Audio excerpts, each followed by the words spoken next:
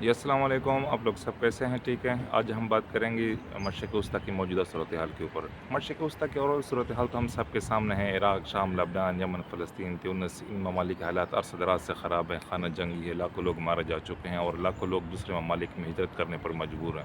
مگر جو موجودہ صورتحال ہے وہ غزہ کے حوالے سے ہے۔ غزہ اس وقت انتہائی پریشانی کا باعث ہے پوری امت مسلمہ کے لیے، خصوصاً عرب لیگ کے لیے۔ اسرائیلی وزیراعظم نتنیاہو اور امریکی نئے صدر ڈونلڈ ٹرمپ کے درمیان جو ملاقات ہوئی اور ملاقات میں جو ایجنڈا سامنے آیا ہے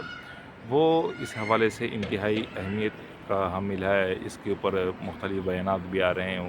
مسلم ممالک کی طرف سے، اور خصوصاً عرب لیگ نے اس کے حوالے سے تشویش کا بھی اظہار کیا اور ان کا جو منصوبہ ہے، ان کا جو پلان ہے اس کو مسترد بھی کیا ہے۔ اور سعودی عرب نے یہی کہا ہے کہ فلسطین کا جو حل ہے، فلسطین کی ایشو کا، وہ دو ریاستی حل ہے۔ اسرائیلی وزیراعظم اور امریکی ڈونلڈ ٹرمپ کے درمیان جو ملاقات ہے اس بات پہ اتفاق کیا گیا ہے کہ فلسطین کے جو لوگ ہیں وہ ان کو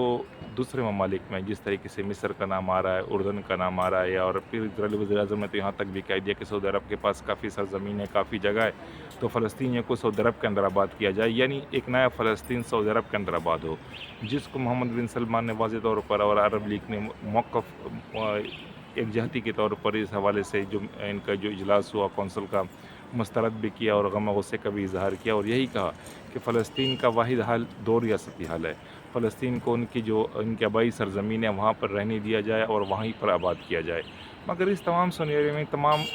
جو واقعات ہیں، اس میں ایران کہاں پہ کھڑا ہے؟ ایران جو آج تک دعویٰ کرتا آیا ہے کہ وہ اپنے اسلامی ممالک کی بہنوں کا اکلوتا بھائی ہے، وہ امریکہ کا دشمن نمبر 1 ہے، وہ اسرائیل کا دشمن نمبر 1 ہے، اور اسی کے کہنے پر ایران کی ہی جو حمایت پر اور ایران کی جو شاید دی گئی کہ جناب حماس کو کہ آپ اسرائیل کے ساتھ ہم جو بھی معاملات ہوں گے ہم آپ کے ساتھ کھڑے ہوں گے۔ مگر 2 سال تک ایران سوائے بیان بازی کے اور ٹائم پاس اور مکارانہ اور جو سازش عناصر کے طور پر تو کردار ادا کیا، مگر عملی طور پہ کچھ نہیں کیا، یہاں تک کہ جو اسماعیل ہانیہ تھے حماس کے رہنما، ان کو تہران دعوت دی گئی اور تہران میں اسرائیل نے اس کو نشانہ بنایا اور شہید کر دیے گئے۔ ایران نے تب بھی اعلان کیا کہ میں اس کا بدلہ لوں گا، آج تک تو نہ بدلہ لیا گیا، نہ جو اس حوالے سے اب تو چاہیے یہ تھا کہ ایران اس حوالے سے اعلان کرتا کہ جو لاکھوں لوگ یتیم ہو چکے ہیں، ہزاروں مارے جا چکے ہیں، ان کی کفالت کا بھی اعلان کرتا، ان فلسطینیوں کو اپنے ملک ایران آنے کی دعوت دیتا، ان کی نیشنلٹی کا بھی اعلان کرتا۔ مگر جب بھی مشرق وسطیٰ میں حالات بہتری کی طرف آتے ہیں تو کچھ نہ کچھ ایسا ضرور ہو جاتا ہے کہ سب حالات اکثر مختلف ہو جاتے ہیں۔ عرب لیگ کی کوشش تھی کہ مسئلہ فلسطین حل ہو، دو ریاستی حل ہو، مگر جب یہ مسئلہ حل ہونے کے قریب آتا ہے تو ایسا کچھ ہو جاتا ہے، ایسے کچھ مسائل سامنے آ جاتے ہیں کہ ایک دفعہ پھر مشرق وسطیٰ کے اندر آگ لگ جاتی ہے۔ جس طریقے سے 11 سال ایران نے پراکسی لڑی، پوری دنیا سے اپنے ہم مسلک لوگوں کو جمع کیا، پاکستان سے بھی زینبون اور فاطمون نامی دہشت گرد تنظیموں کو بنا کر ایران میں ٹریننگ دی گئی ہے، پھر یہ لوگ شام گئے، وہاں پر شام کی جو حکومت تھی ان کے ساتھ مل کر جو مخالف جماعت تھا ان کے خلاف لڑے، لاکھوں سنی مسلمان قتل ہوئے۔ یہی کام ایران نے عراق کے اندر بھی کیا، یہی حالات لبنان کے اندر بھی حزب اللہ کے ذریعے کرتا رہا۔ تو اب سوال یہ ہے کہ پوری امت مسلمہ کو ایک جا طور پہ ایران سے پوچھنا چاہیے کہ ایران کا مشرق وسطیٰ کے اندر کیا سٹانس ہے، وہ کیا چاہتا ہے۔ ابھی جس طریقے سے یمن کی جو صورتحال ہے وہ ہم سب کے سامنے ہے کہ یمن کی جو حوثی باغی ہیں، حوثی دہشت گرد ان کو استعمال کر رہا ہے، وہ اس کو سعودی عرب کے خلاف استعمال کرتا ہے، ان کو دوسرے عرب ممالک کے خلاف استعمال کرتا آیا ہے، اور پھر حزب اللہ کو پوری علاقے میں، یہاں تک کہ ان کی مداخلت پاکستان تک رہی ہے، افغانستان تک رہی ہے۔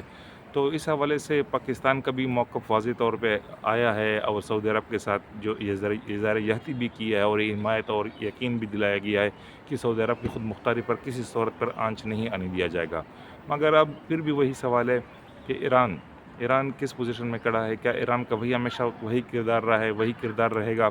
منافقانہ اور سازشی طور پر؟ تو اس حوالے سے ہم جو امت مسلمہ کی جو باقی ممالک ہے یا عرب لیگ ہے، تو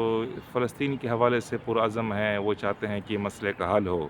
مگر جب بھی یہ مسئلہ حل ہوگا یا حل ہوتا ہوا نظر آتا ہے تو پھر ایسی کچھ قوتیں ہیں جو اس مسئلے کو نہ تو حل ہونے دیتے ہیں اور نہ اس مسئلے پر کوئی واضح موقف سامنے آتا ہے۔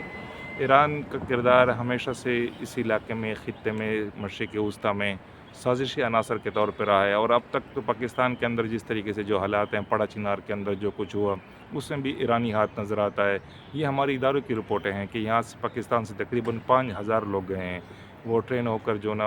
ایران میں ان کو فوجی ٹریننگ دی گئی، پھر یہی لوگ شام گئے، عراق گئے، لبنان گئے، دوسرے ممالک میں گئے، اور وہ اپنے ہم مسلک لوگوں کے جو اہل سنت کے جو مسالک کے لوگ ہیں ان کے خلاف لڑے ہیں، لاکھوں لوگ قتل کیے ہیں، لاکھوں لوگوں کو شہید کیے۔ تو ضرورت اس امر کی ہے کہ امت مسلمہ یکجا طور پر جس طریقے سے ہم اسرائیل کی مخالفت کر رہے ہیں، اسرائیل کو ہم سمجھتے ہیں کہ وہ امت مسلم ممالک کا ایک مخالف کے طور پر، یہ عرب لیگ میں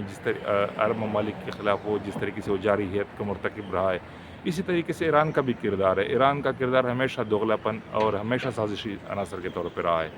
تو اس حوالے سے ہمیں بھی سوچنا چاہیے، اور پاکستان کے اندر بھی جو حالات ہیں، جو لوگ دہشت گردانہ کارروائیوں میں ملوث ہے، آئے روز صحابہ کرام کی گستاخیاں ہو رہی ہے سوشل میڈیا کے اوپر، تو اس حوالے سے بھی قانون سازی ہو کہ ایسے لوگ جو صحابہ کرام رضوان اللہ تعالیٰ علیہم اجمعین کی گستاخیاں کر رہے ہیں سوشل میڈیا کے اوپر، ان کے خلاف ایک منظم انداز میں کارروائیاں کی جائے، جس طریقے سے دہشت گردوں کے خلاف کی گئی، جس طرح کی سوات کے اندر ہوا، پاڑا چنار کے اندر آپریشن کیا جائے اور پاڑا چنار کو فل فور فوج کے حوالے کیا جائے، اور یہ جو دہشت گرد عناصر ہے جو ایران کے کہنے پر ایرانی باری اسلحوں پر موجود ہے، ایسی کیا وجہ ہے کہ جہاں جہاں پر دہشت گردی ہوتی ہے فوج وہاں پر کارروائیاں کرتی ہے، اور کرنی بھی چاہیے دہشت گردوں کے خلاف، مگر پاڑا چنار کے حوالے سے اہل سنت کا متفقہ مطالبہ ہے کہ وہاں پر فوجی آپریشن کیا جائے اور اس علاقے کو کلیئر کیا جائے تمام اسلحے سے۔ اہل سنت کے پرزور مطالبے کے باوجود بھی وہاں پر آپریشن نہیں ہو رہا، نہ اس علاقے کو کلیئر کیا جا رہا ہے۔ تو اللہ ملک پاکستان کی حفاظت فرمائے، فلسطین کے حوالے سے جس طریقے سے مسائل ہیں اللہ کرے کہ یہ مسئلہ بھی حل ہو۔ تو انشاءاللہ اگلے ٹاپک میں ملتے ہیں۔ جزاک اللہ، بہت شکریہ۔